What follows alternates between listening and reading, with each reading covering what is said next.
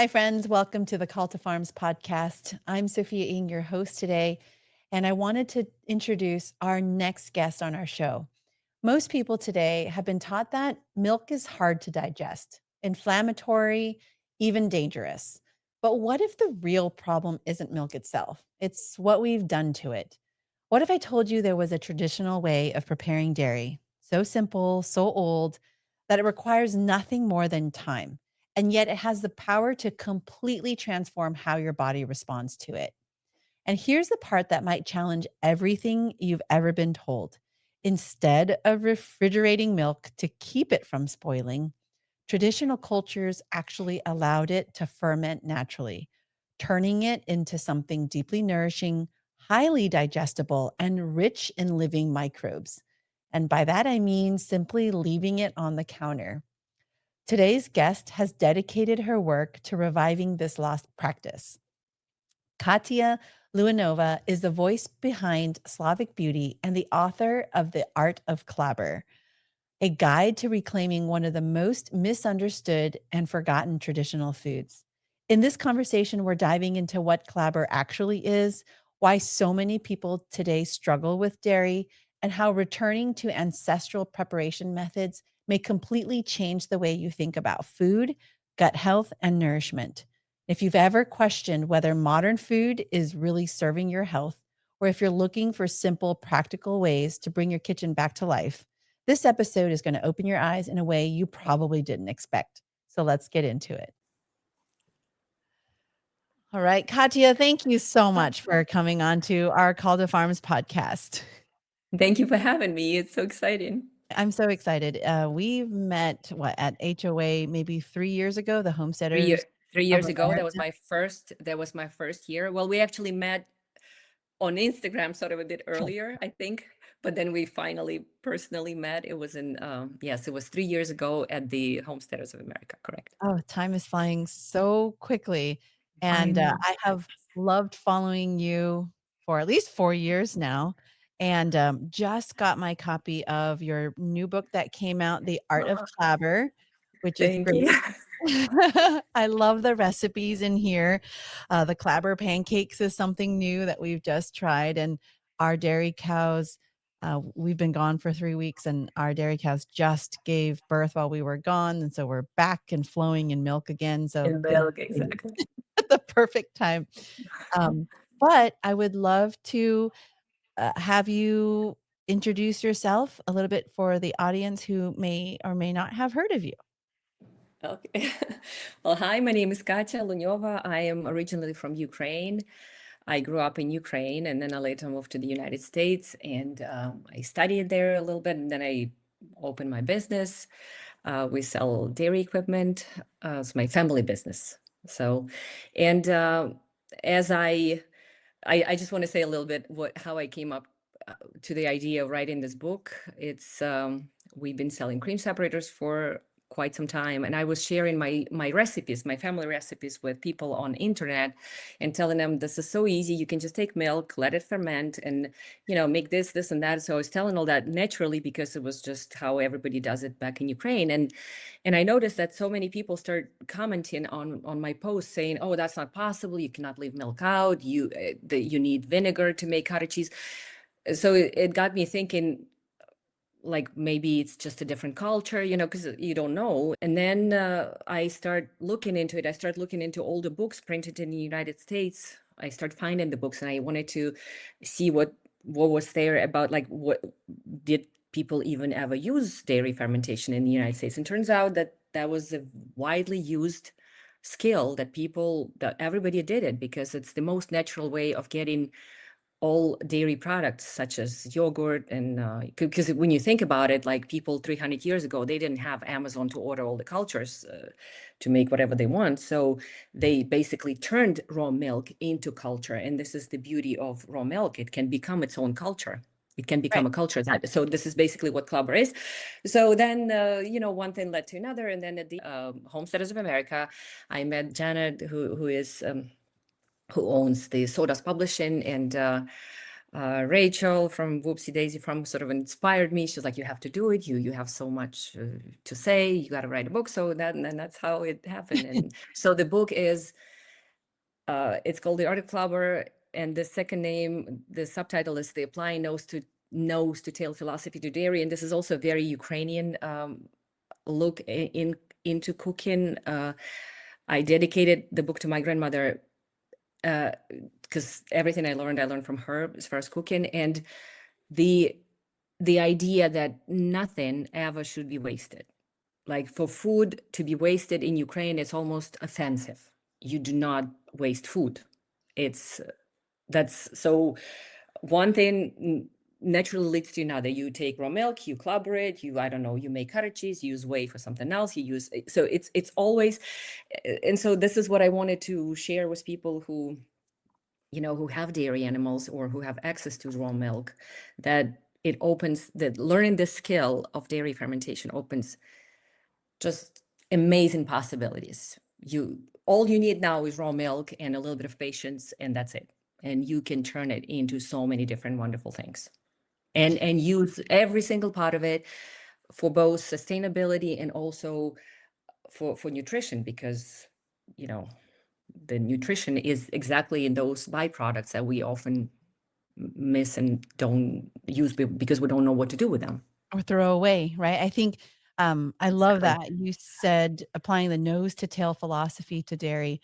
And I think that a lot of it even comes back to, I talk about that in our Asian culture. You're talking about it from the Ukrainian culture, but I think it's just our traditions. And I think in America or now with modern technology these days, we have lost our way. A lot of these, and no pun intended there, but we've lost our way to learn how to not waste food. I think Exactly. the way in America, and I don't know how it is in Europe, but in America, we throw away quite a bit of our food. And And yeah. So absolutely, that was one of my, when I first came to the United States in 1997. That was one of the things that uh, was one of my biggest culture shocks, is seeing the food being wasted. And for me, it was, like I said, I come from a culture where it's almost, and I'm sure in Asian culture it's very similar to this, it's almost sacred. Like, you do not ever waste food. If something goes a little bit off, you cook it, you heat it up, you do something, you turn it into something else, but you do not waste food. no, we So don't. I couldn't that even was leave the dinner table if I had 1 grain of rice left in my bowl. exactly, because this is you, it's almost your DNA, it's in your DNA, sort of, you grew up with it. This is what you learn from generation to generation, and this has becomes like your second nature. So yeah, that's why I wanted to also show people that, uh, and some people sort of, I just talk from a comment. Some people go, oh, I feed my pigs. Well, of course, it's wonderful. You can feed your pigs. I'm not trying to offend any other way. I'm just saying that, just think about it, like, you have so many possibilities and you're still going to have enough left for the pigs. This Right, is what I'm trying to say. Like, or some people don't have pigs. Like, I buy raw milk. I don't have pigs. So, right. you Well, know, can you talk about Clabber in the more nourishing way? Does Clabber have more nutrients in it ab- than regular milk, right? Because if you're saying many people buy the milk and they turn the Clabber, or they have access to milk, but then they take the Clabber and they feed it to their pigs. Should there be information that they know about Clabber that would be good for them to feed some first to their family before they feed it to their livestock? a- absolutely, because clabber is a naturally fermented food, as same as kimchi, for example, Kimchi. or sauerkraut. That in Ukraine we have our own version of sauerkraut.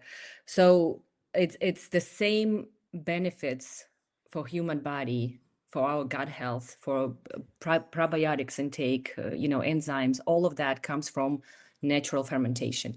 So in fact, the same bacteria that turns milk into clabber turns cabbage into sauerkraut. It's the same Lactobacillus, bacteria. right. Exactly. It's the same bacteria that is responsible for that process. So uh, when uh, when people drink raw milk, we all know about all the beneficial, all the benefits of raw milk. But if you collaborate, you actually increase the nutritional value of milk. So all of those things are being digested by our bodies so much better, and all the nutrients being accepted by our bodies are much at a much higher rate than what we get. I believe, I don't remember, I don't want to give numbers to be wrong, but I think it's like the nutrients we get from raw milk is about 30% being absorbed by our bodies, and if you ferment the milk, it goes up to 70 or 80% of nutrients from the same raw milk.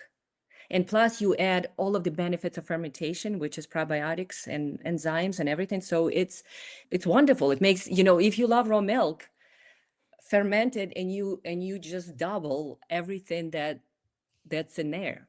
It's fantastic. I love that. So that's one of the reasons, like, as Asian and in our culture, we didn't have access to a lot of milk. I think my mom said in Vietnam she had access to water buffalo milk, but that was also very expensive. So growing up in America, my dad he thought he was lactose intolerant, so we didn't really grow up with a lot of milk.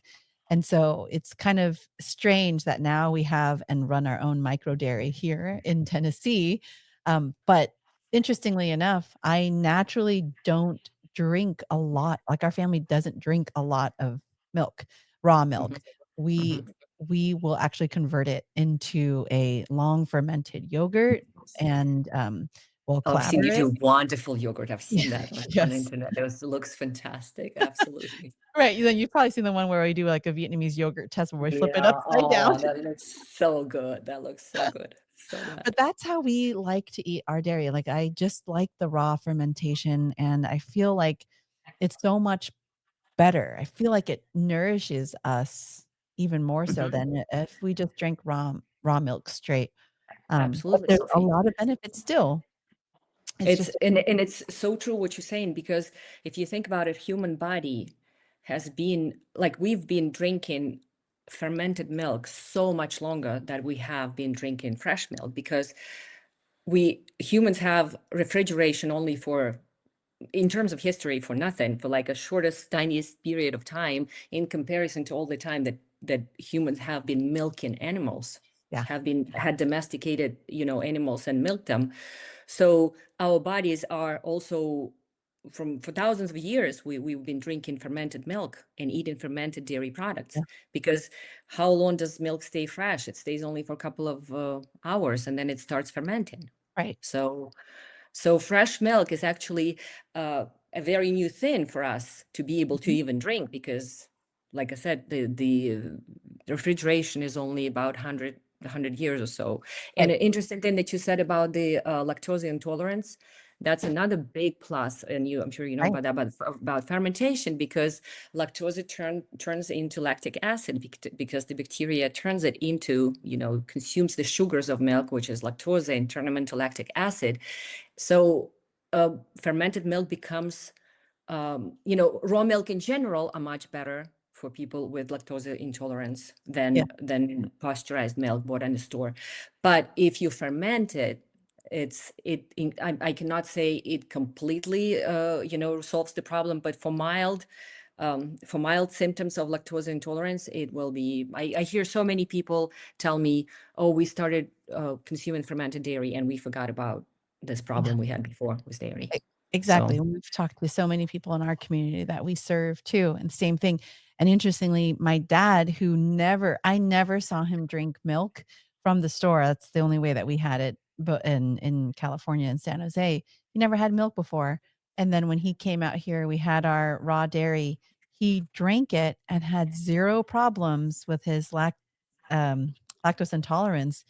there And you go. it was just like a and now he loves it, and he loves our Vietnamese yogurt that we make, and it all comes down to, wow, what have we done to our food? We've completely denatured it. We have destroyed the Absolutely. necessary natural enzymes that existed, to make a shelf-stable product, meanwhile damaging our own guts, and we've completely missed the mark, and so I love everything that you're saying, and it really just goes down to, if we understood it and we understood the nutrient density, the nutrition that Clabber or raw milk can afford us, then we have to unlearn the things that we were taught in school, at least in America.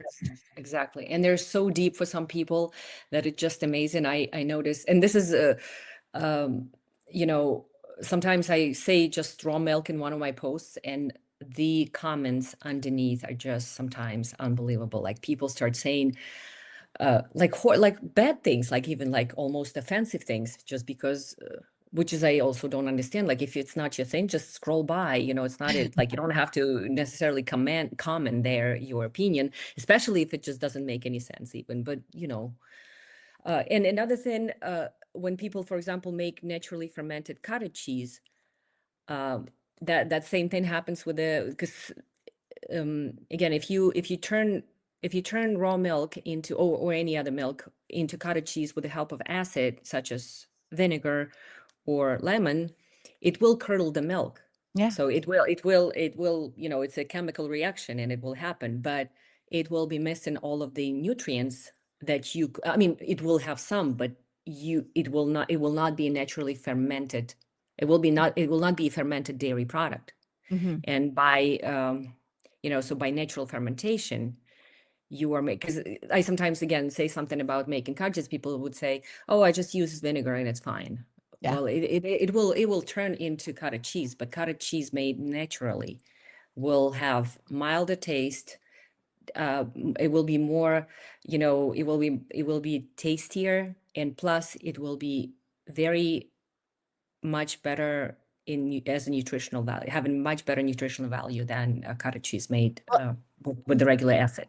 yeah, and that kind of brings the point to, like, when we make vinegar. I'm sorry, Mhm. when we make, either pickles or lacto fermentation, right? So, like, if you make the sauerkraut and the kimchi, you're using a lactobacillus, like lacto fermentation with salt, versus if you were to pickle something with vinegar, you're not gonna get the probiotics that's necessary. Exactly. And Exactly. So it's the same idea. yeah, and while you're talking about it, I just had this image of, like, even newborn babies that when they're born and they're drinking breast milk from their mom, and, sometimes babies throw up a little bit, right? But Mhm, mhm. the smell is very distinct. But when the smell and the milk comes out, it's actually kind of a curdle. It has been naturally fermented in the baby's gut because of the probably, HCl acid in their stomach, but it's almost like it isn't processed immediately and absorbed. It is sitting in their stomach. It is going through a natural fermentation within the Mhm. baby's body before they're able to absorb it. So, I mean, nature knows, your body knows, and, Right, uh, right. And thinking about somehow we it's amazing to think that in less than 100 years we completely lost the knowledge. And not only we lost the knowledge, but we are untaught ourselves and turn into like opposite of what it's supposed to be. And some people still stand their ground so firmly, and they try to prove that this is just this is the wrong way to go, which doesn't make sense to me. well, But so how did you personally get into traditional dairy and fermentation? I grew up with this. This is for me was a part. But I said it already many times. When I tell my friends from Ukraine that I wrote a book about Clabber, they do not understand what I'm talking about. They go like, "Why?" Like it would be like I wrote a book about 2 times 2 is 4, and they were like, "Okay, everybody knows this. Why would you write a book about it?" And I said, "Well, it turns out not everybody knows about it. It was, I my grandmother and Sophia. I grew up in a city." So I didn't even grow up at a farm or had a dairy animal. It was just such a natural thing in Ukraine. Fermented milk, fermented cabbage. It's like in every kitchen. It's a staple in every kitchen. Fermented dairy for turning milk into all of the different things you can turn it into, and cabbage is just it's everybody does it. So it's such a natural thing. So my grandmother would always buy raw milk. She would bring it home.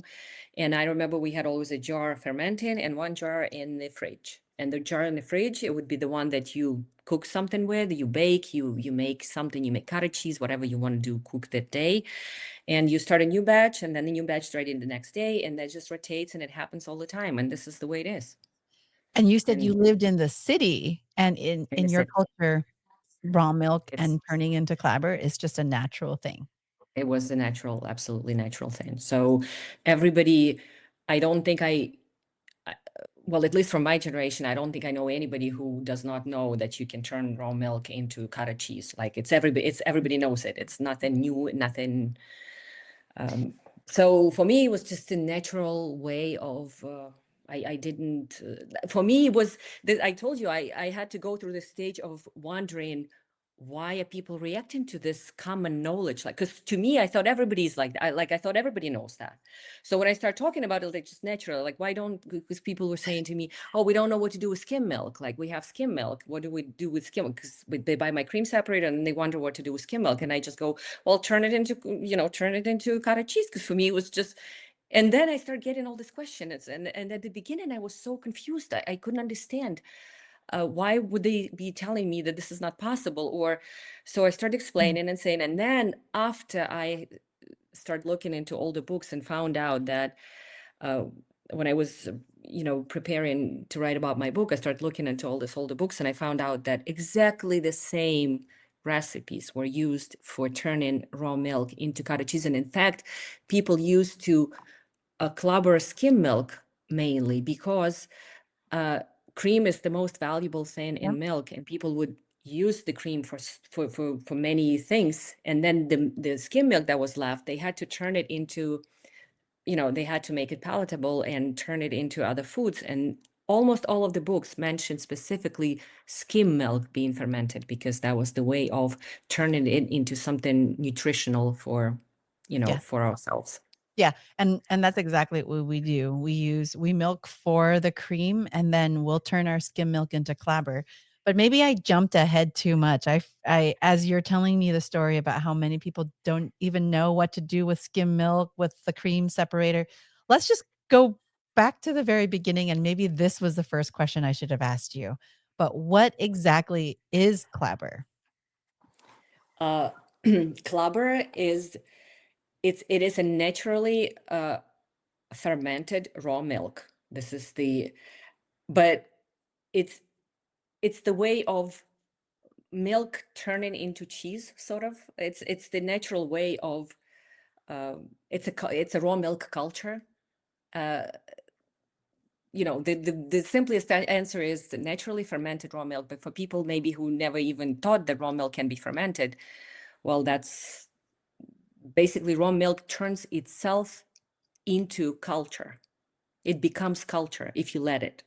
You leave milk out, and if the environment is right, it will turn into culture. And then you later can use that culture for turning new batches of raw milk into other dairy products, such as cheeses, cottage cheese, yogurts, and many, many different things. And because people, all of this, we all say, oh, to make kefir, we need kefir grains. But Mhm. where do they come from? Yeah.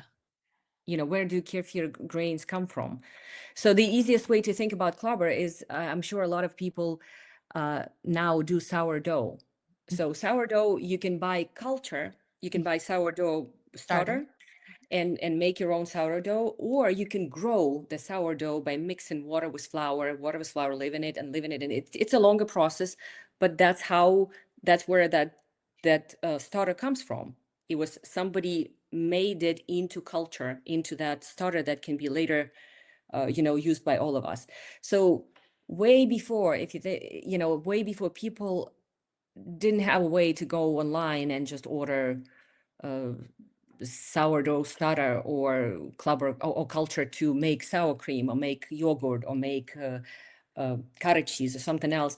They did it naturally. They made it themselves. And so all you need is really understanding of the skill. The skill is very simple. I think Clabber is much simpler than sourdough. Sourdough requires a little bit more attention Mhm. to to do it properly.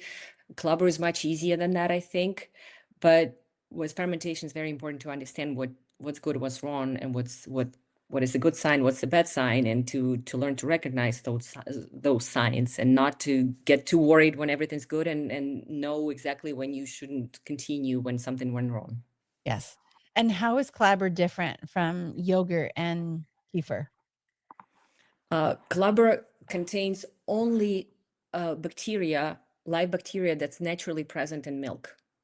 So if we have Clabber, if you will, it's the great grandfather of kefir and yogurt.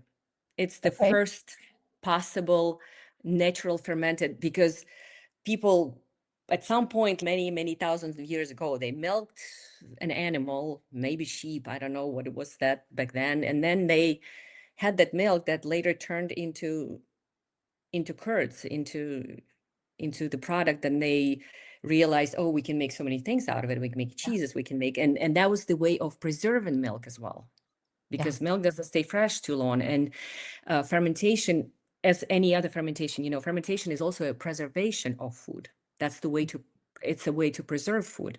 So Clabber is so many different things. It's so complicated to say what exactly is Clabber. It's naturally fermented raw milk. It's a culture, and it's a way to preserve milk. It's so Mm. many different things. And if you learn the skill, you don't need to buy anything. You can make products that will be very similar to yogurt, and very similar to kefir, and very similar to sour cream.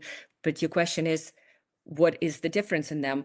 Probably by tasting them, you're probably not going to be able to say, because Mm. the lactic acid bacteria and any other bacteria that naturally present in Mhm. milk that help the process of natural fermentation, uh, they they make this perfect sour tasting, nicely sour tasting product that is very similar to yogurt. But when we make yogurt, we add a specific culture. We know exactly what culture we add and in what quantity. Mhm. So yogurt will have a specific strains of specific bacteria that we put in it with a culture.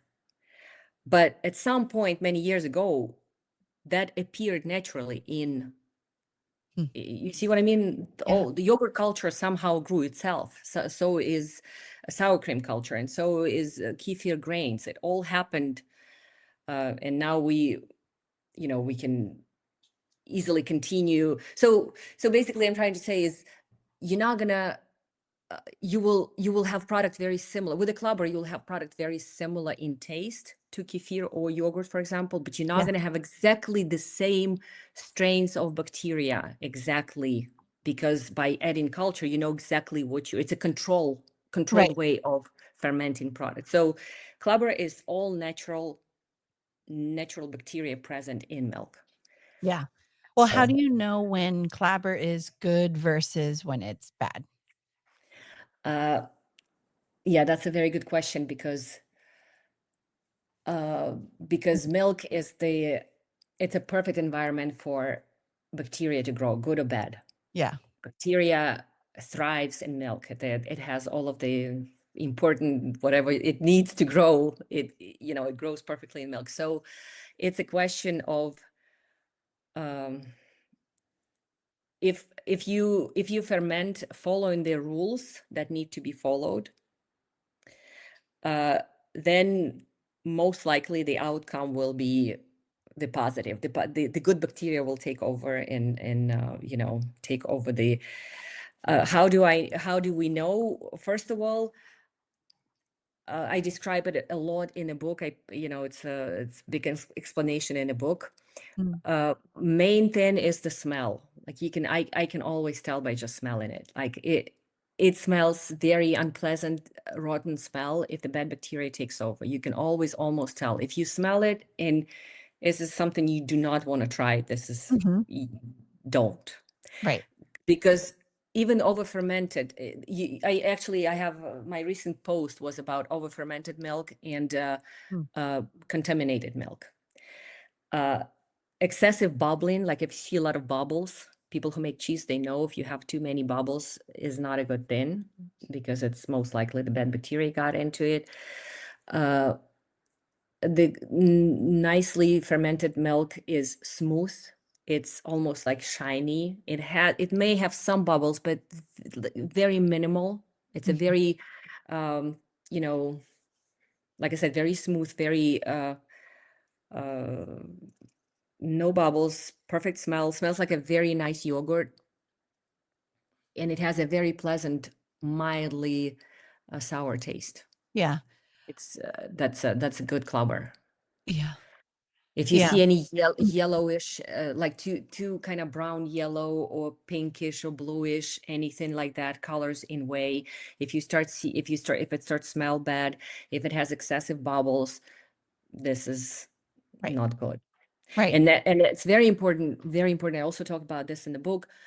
Very important is the temperature. A lot of people tell me, oh, I just put it in an oven and it stays in, I don't know, 95 degrees. It's clubbers so much faster. True, it will clubber much faster, but at that temperature, uh, there's a much higher risk of bad bacteria taking over Yeah. the milk. Right. So what you want to do is you want to leave milk at about 70 Fahrenheit, 68, 74 Fahrenheit, no higher than that. In Celsius, it's about 20, 21, 19, 21, so something like that. And let it slowly, it's going to take longer, Mm. but that's the best way, because at that temperature, you don't have The overgrowth of such high risk, such high yeah. risk of getting bad bacteria. But again, uh, usually when you ferment milk, the bad bacteria can be already in milk. Right. So it all depends on the handling of. Sometimes a cow may have mastitis and people don't even know about that, and that can be Yeah. causing, because sometimes I hear that, oh, milk doesn't ferment or it spoils or something else. Well, then you have to look at the milk, at the Yeah. source, Right. because that's most likely was already in milk. And when it gets in the right environment, when we leave it out in a warm, then it becomes a competition who takes over. But if a milk handled properly, if everything's clean and if everything's good, if it's stored the proper way, then that's why I always say it's important to either have your own animal or to Mhm. have a trusted farmer. And Exactly. you buy milk from somebody who you trust, and that's the best way. Right. Yeah. That's how we got into this world. I didn't think that I ever was going to have a micro dairy with everything, but then I started asking questions, and then ultimately we have a micro dairy now, and um ultimately it's hard to ask all the questions and get the right answers from other farmers. But definitely know the community, know your source, like as with anything else Absolutely. with your food, and Yeah. especially with your raw milk. And it's interesting, as you're talking, I was thinking about how in Vietnamese we call yogurt sữa chua, which is sữa is milk, chua is sour. Oh, So see, yogurt see, is soured milk. sour milk. Yes, that's Right. all it is. Yeah. And a lot of people who maybe hear fermented raw milk left out. This is maybe to the folks that go onto your social media, and they immediately think it's dangerous. They're like, "Wow, you can't leave raw milk out. It'll go bad." How do you respond to that? How do I respond to that? I don't want to. I never want to say that I know better than somebody else, but I just say that I speak from my experience. I'm not a scientist. I just know I've done it all my life. It always worked. This is what my grandmother did. This is what my mother did. This is what her parents did. And this is just a this is just a skill that I learned. I offer people to learn it if they'd like, and I can show them how. If they don't believe in it, I mean, what can I say? I think they're Yeah, missing out. But if people already have a dairy animal, I think learning the skill is just essential. It's just you are missing on so many things. I say it in the book. I said it's like having the latest phone and using only one button to call someone and not using anything else in the phone, any apps, nothing. Just you might as well just have a, like a button phone and call. It's the same thing when you have a dairy animal and you do not know the skill of fermentation, yeah, because it opens up your dairy world to so many wonderful things. You can, and I'm not against the culture. I'm not that person that say no, I don't buy any cultures, or no, I'm all for, I whatever's best for the family that they're doing it. But I'm just saying, wouldn't that be nice to know the skill, that in case you cannot buy this culture, you have this opportunity, you know where it comes from and how it happens. exactly. That's what it is. Clabber is much more sustainable than having to buy the cultures from Absolutely. a good brand, right? I mean, it's built in to itself. Right. Because as we spoke about it, uh, it all happened sometime somewhere. So is the sourdough. Your sourdough starter, it grew in somewhere itself. They find, I don't know, they go to some places where they find sourdough in some 4,000-year-old whatever, you know, archaeological finds that they go to, and I just read about it somewhere, and then they started it, and it was still active. Like somehow it woke up and start working. You know what I mean? It's amazing. So it's and in the book, I specifically, again, not that I don't believe in using cultures, but I wanted in the book, I wanted to show all the products.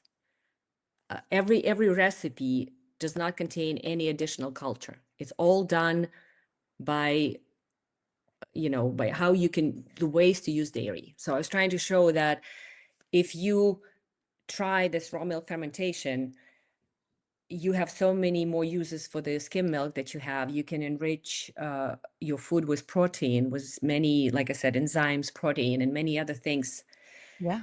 by just doing this, following this simple skill. Right. And in full disclosure, we have when we skim our milk and we have the cream set aside, we'll make the butter, make the ice cream, and we leave the skimmed milk. In full disclosure, when we use your cream separator, which we love, by the way, it's a Slavic Beauty cream separator, and it makes life so much easier, especially when you have even one cow. But we have 3 dairy cows, and so a lot of the milk, there are days when our customers, like, we know when the customers are coming to pick up on a certain day, and then there are other days where we just don't wanna wash jars, and we'll just send everything through the Slavic cream separator and, reserve the cream. We'll turn it into butter in a couple of days to buy us more time.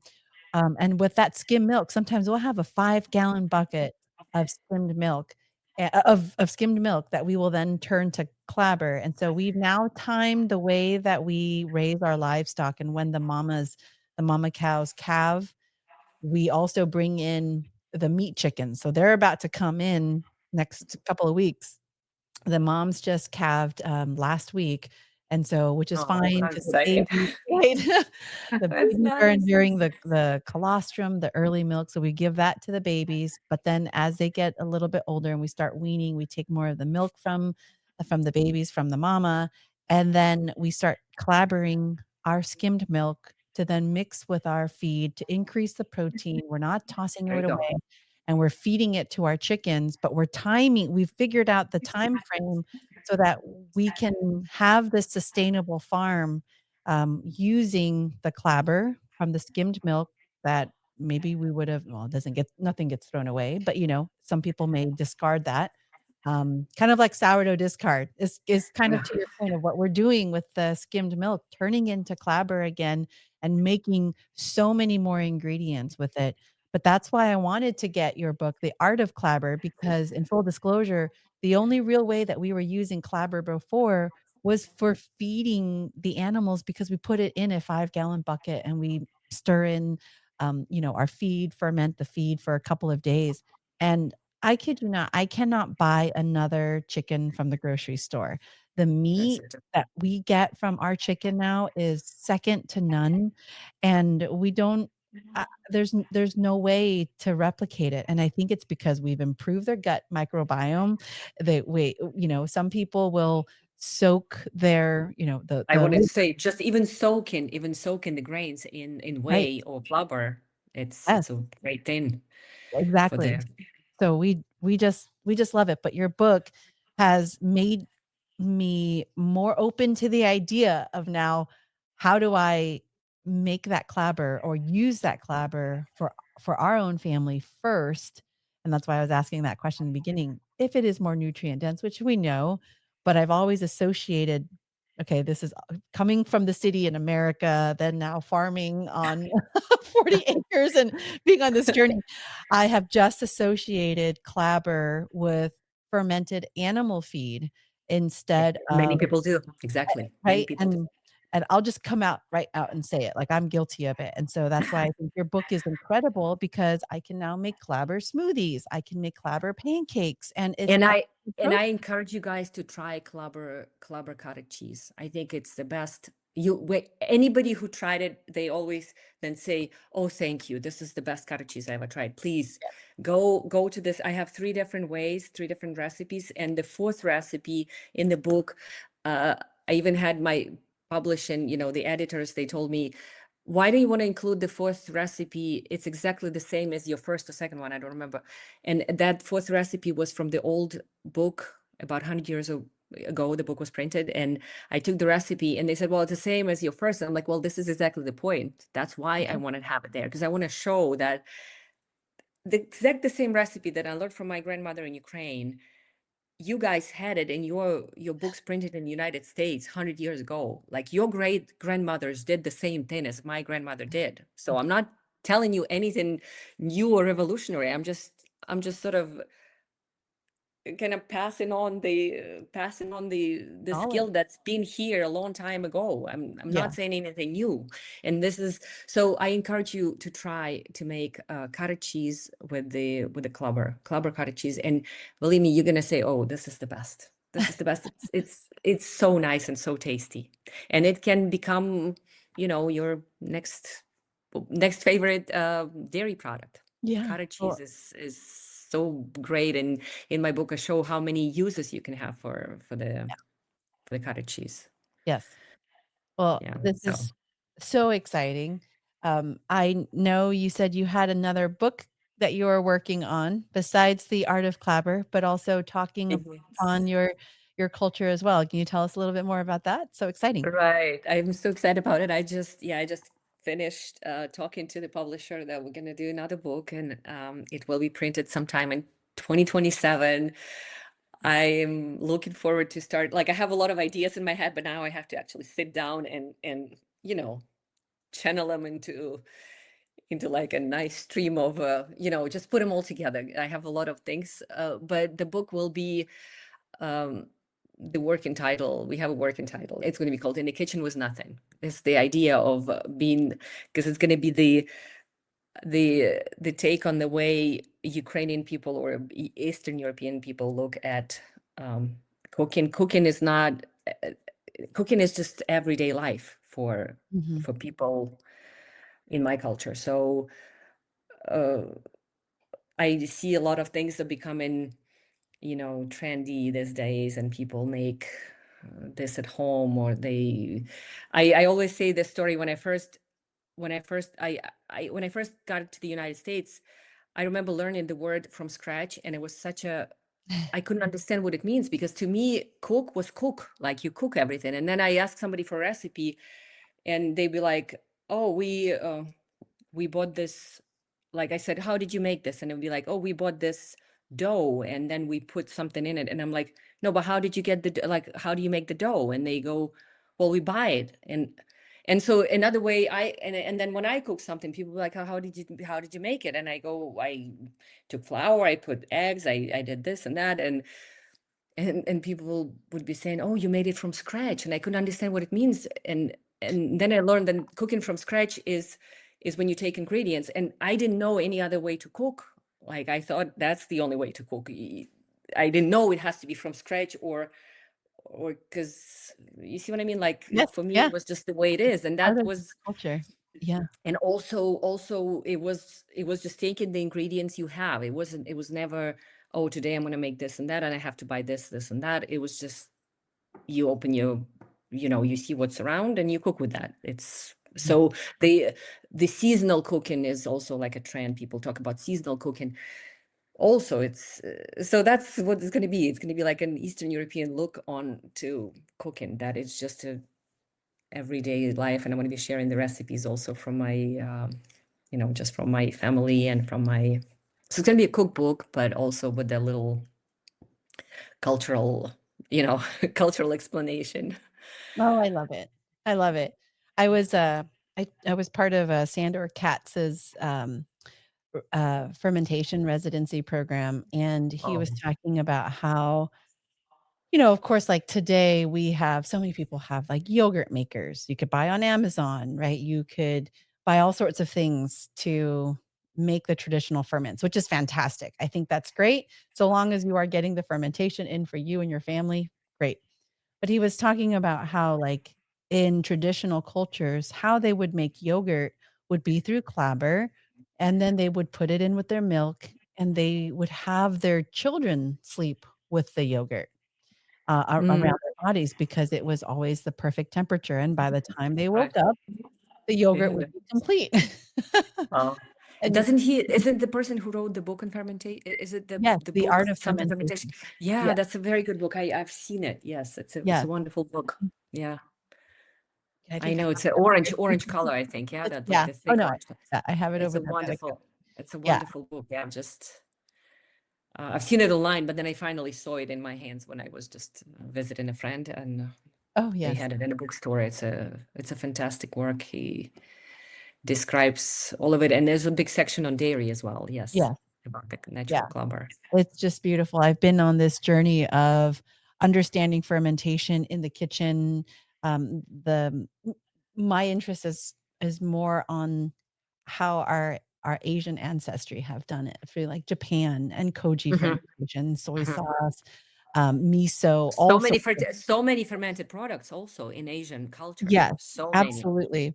And, just diving deep into it and loving it. And then we're also coming out with book number 2. It's the Nourishing Asian Homestead, where Oh, I nice. have yeah, so where we have learned a lot of the fermentation from Korean natural farming, Japanese natural farming, to bring it back into the soil. And it's just and we actually do, LAB, which is lactic acid bacteria, where we use milk and a little bit of raw rice, sorry, rice wash water and, ferment it together, and then it actually curdles, and when we take that curdle, turn it into cheese, right? That's a whole separate Oh, thing. so interesting. Yes, but that LAB, which is kind of the whey proteins that's captured, is something that we use to inoculate our soils and to spray around our livestock pens to help stop any of the smells. So it's just like an incredible journey Yeah, of fermentation, both in the food, in our kitchen and on our homestead. I throughout this journey, I've realized that a lot of the things that have existed for thousands of years, but we are now kind of what you exactly. called, like, making it trendy, but it's really just bringing it back because in our generation now, being dependent on fertilizers, being dependent on cultures, being shipped in, imported, or shipped to us, it's still there's so many things wrong with that could happen in the supply chain that why not use what currently exists in its natural state? And it's But I much think more it's slowly, sorry, I think it's slowly getting into it. And I see such a big difference in comparison when I first got to the United States, 1997. I see now more people are into, eating locally, local sources, know your farmer. It is becoming really a way of life for many people, and I'm so happy to see that. And the artisan cheeses and yeah, small bakeries and small, so I think it's just a natural way of, some people more than the other, but in general, I think there's a big shift towards this, and people are realizing that this is the way to go, and this is the way to, because our bodies, we only have one body. I yeah, tell this to my children all the time. I said, the way it's only one body you have. The way you treat it, that's what you're gonna have. It's that simple. We're not gonna get any other. So exactly, and that's if you take care yeah, of it, it's gonna last and it's gonna function. And if you don't, unfortunately, it will not. Like any right, other machinery, if you don't treat it nicely, it's not gonna right. work. It's the whole concept of food is medicine and what we put Exactly. in our bodies, and now, like, we're taking care of our aging parents and the my whole research on, like, dementia, when does that start? S for it doesn't just or Parkinson's even, we have parents that are kind of struggling through these things, and they often start in your 50s, right? And we're not far off, like, we are right there, and so for us, it's like it doesn't just happen when you're in your 70s and all of a sudden you're diagnosed with Parkinson's and you just got it last week. It's an overall degeneration of our bodies and our health that what have we been putting into the car engine, right? Like, why Right, if we treat our bodies like Ferraris, we wouldn't be putting, I don't know, unleaded gasoline versus premium, right. kind of thing of like, you gotta feed your body the best so it stays and runs for a long time.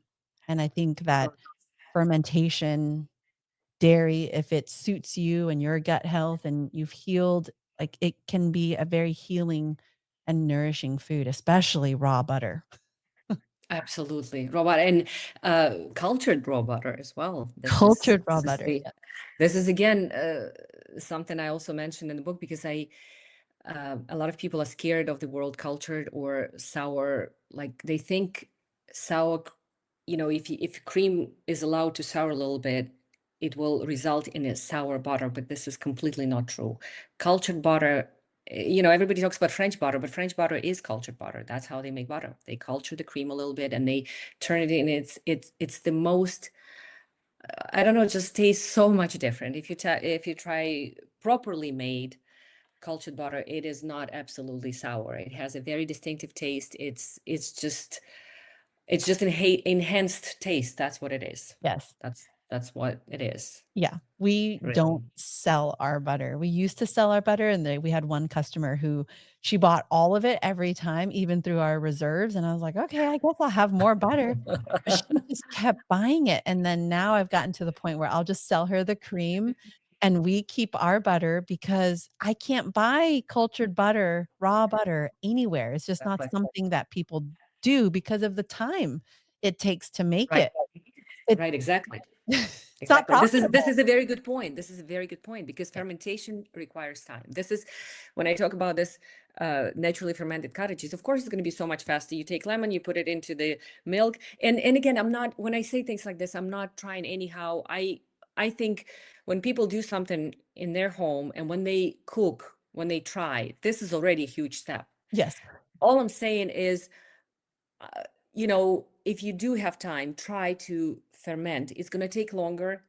It sort of teaches us patience because the cottages will take you about 3 days to make because you're going to start. But once you try, you will understand that that's worth it. That time was Yeah, worth it. And your body is going to also thank you for that because you're going to be feeding your body uh, even better nutritional food than if you do it. So right. I understand we not have we do what we can to, our best to, in the situations we're in. But if you, y- if you have time to try, I definitely recommend. Fermentation takes time, but it has, it's definitely worth it.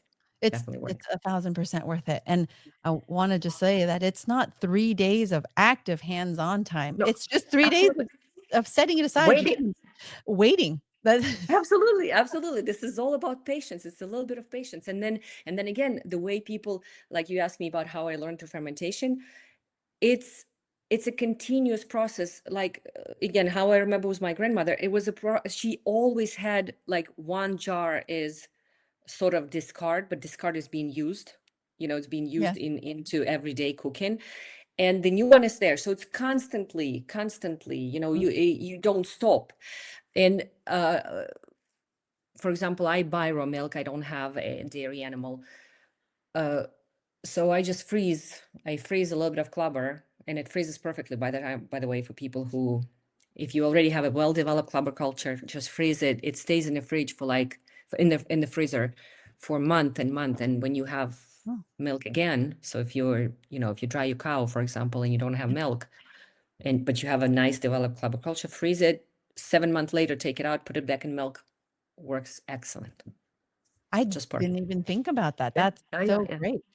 That's amazing. Yeah, because you don't want to use all the Clabber don't use it after 3-4 days for fermenting for feeding, Right. because there again, there's a high chance it may get Yeah, contaminated. yeah, So yeah, yeah.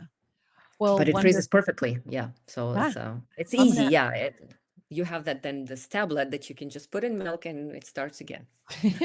we're gonna have to try that next time. We do, Yeah. 8 months on, for our dairy, and then we do 4 months off for us to rest and also the mamas to rest before they have their new baby cows. So, during that time, during those 4 months, we do try freezing some of the milk, and then I make a lot of yogurt to get through, some of our time, but I like the idea of freezing our clabber. I had not thought of that. Yeah, Thank you you. can freeze Clabber and then drain it, and it becomes perfect, very smooth, almost like cream cheese texture, Oh, spreadable cheese. There's so many things you can, I mean, if you have place to freeze it all, but as a culture, you for sure can freeze a little bit. And yeah, I was just going somewhere, and I had 2 jars of Clabber. Was just perfect, but we were leaving for a long time, and I thought, what should I do? So I put it in a container, put it in a freezer. Now we came back, I put it through in fact, I have it right now, like draining, and it becomes just a perfect smooth cheese that you put on bread, and it's perfect. oh, that So sounds amazing. it's it's you're right. It's just patiently wait, and it's not doing anything for 3 days. It's really, you know 20 minutes there, 5 minutes there, and that's it, Yeah. really.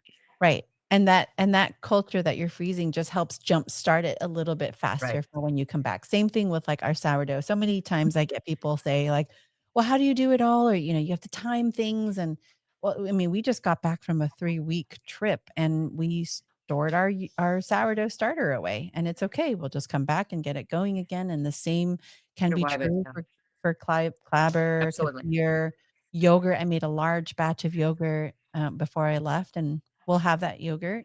And so it it it's just one more thing or a few more things that we could do to be more self-sustaining. Exactly.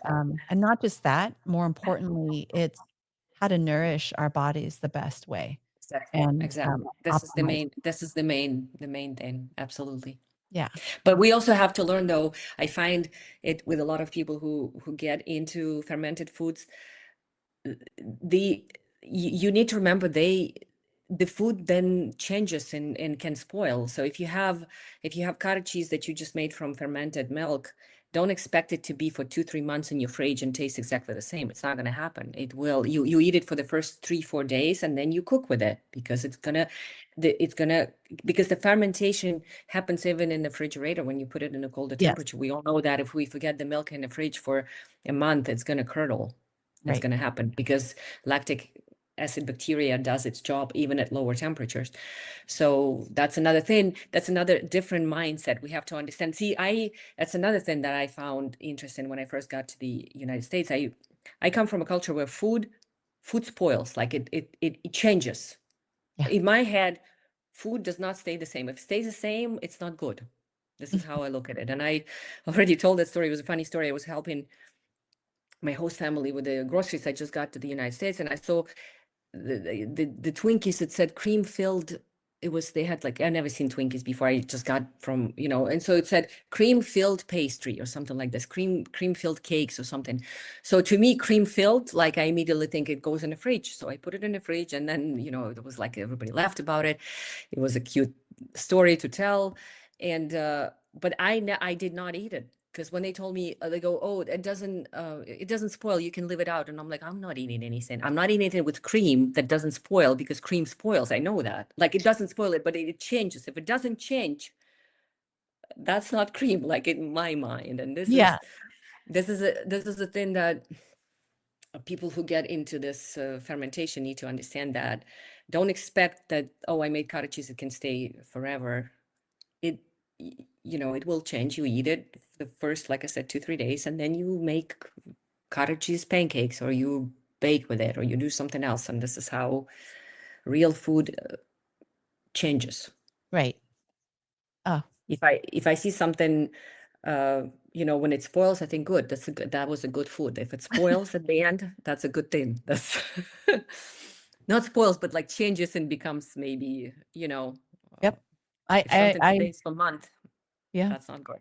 Yeah, I understand that completely. My mom says the same thing, and, she doesn't trust a lot of the processed foods at all, and that's why I grew up not eating any processed foods. I couldn't have Oreos, I couldn't have Yeah. gummy bears, like, there's a lot of things that I couldn't have, and I didn't like it because all the students, all the kids, all my friends had them, but I wasn't allowed to have them, and, now I've come to really, really appreciate that, and clearly wrote a book about it to show, like, the appreciation of, like, the wisdom that comes from our traditional cultures that we've just, for the sake of convenience and the Right. sake We of, gave that up. Yeah, we exactly. gave it up.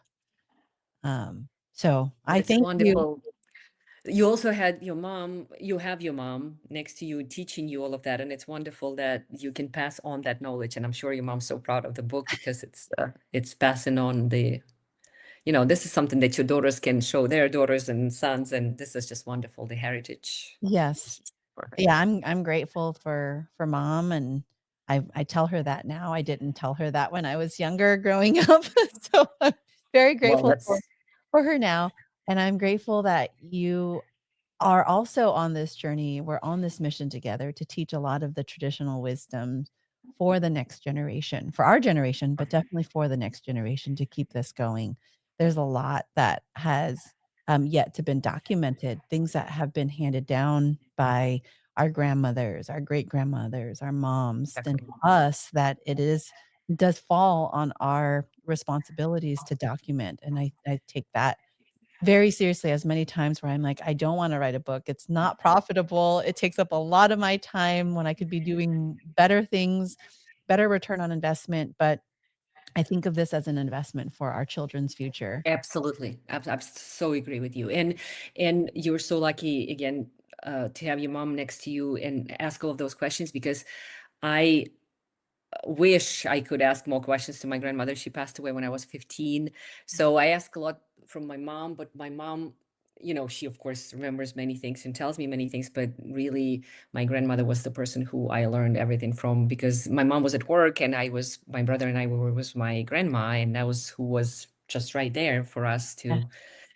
And yeah, I wish now, but when you're that age, you don't think of the things that You you don't would ever appreciate even it. need it. You don't Right. appreciate it. Absolutely. Yeah. You just You take it for granted. Absolutely. Like you think that don't. that's the way it is everywhere. And then I only learned it later in life that that wasn't like this everywhere. And that was such a blessing to have her and to be able to, yeah. And she never had any recipes because she was just always say, just watch me. Like I always wanted to write a recipe, have like a nice, like, how old girls, they like a little notebook and write everything in a notebook. And I wanted to have that. It's just like, no, just watch me. So it was about just Mhm. watching her Yeah, I and think that was the hardest thing too. My mom's the same way. My grandma my parents went to work when they moved to the States, and I didn't get a lot of time with them, but the time that I did get with my mom, well, when they were at work, I would spend time with my grandfather and my grandmother. They lived about a block away, and then Mhm. the only time I had with my mom was when she was going to the grocery store and when she was cooking in the kitchen. So I learned a lot about how to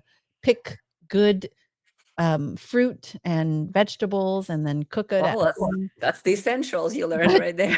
it really is just the train. Yeah, she would always say, "People will pay $1 for an apple, for any of these apples, but you need to be able to pick the best apple out of all of these, right? You don't wanna pick the bad apple." And I was like, "Oh, okay." So it really has stuck with me, but, yeah, I was gonna say that, but yeah, writing it down or trying to get the recipes from my mom has always been so hard, and it was like I had however old Emily, my eldest was, I would try to learn from mom, and she said, "Just watch me," and she would pour this in and pour this in and then taste it, and then, Exactly. okay, I wrote that. What was that? How many tablespoons? And then she'll, "Yep, it's not enough," so she'll pour more, and I'm like, "Wait, how much did you just add in there?" But, it's I know never exactly what you're talking about. That was my biggest struggle is to put the actual, measurements because I also learned the same way. I don't cook when I don't follow really it's just by the way I feel sort of. So I had to recook every and actually write it down and Mhm. yeah. So for the book because otherwise Yeah. I couldn't have any directions. Yeah. So that's why I'm saying about my second book, I really have to start doing it You because I have so many plans, but I have to actually do it because it has to be written down. You do, because now I want a copy of it. So when is your book coming out? Like, were you working on it already, or Yes, yeah, second we book? have already submitted the pictures and manuscript. We're going Oh, through, like, final edits, and, exciting. pre-orders will be coming out soon, but it's the Nourishing Asian Homestead, and it comes out it keeps getting pushed, and it's totally our fault because life, and we've just pushed back Of deadlines, course. but it'll be the first week of October of 2026 Oh, when it comes out, oh, yeah. exciting, exciting, wonderful.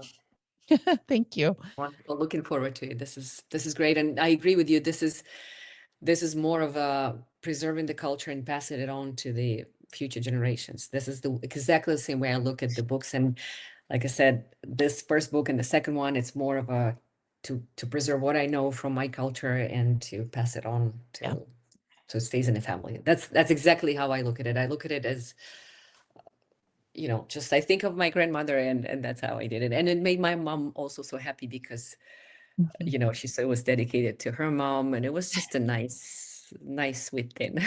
Mm. I love that. I love that.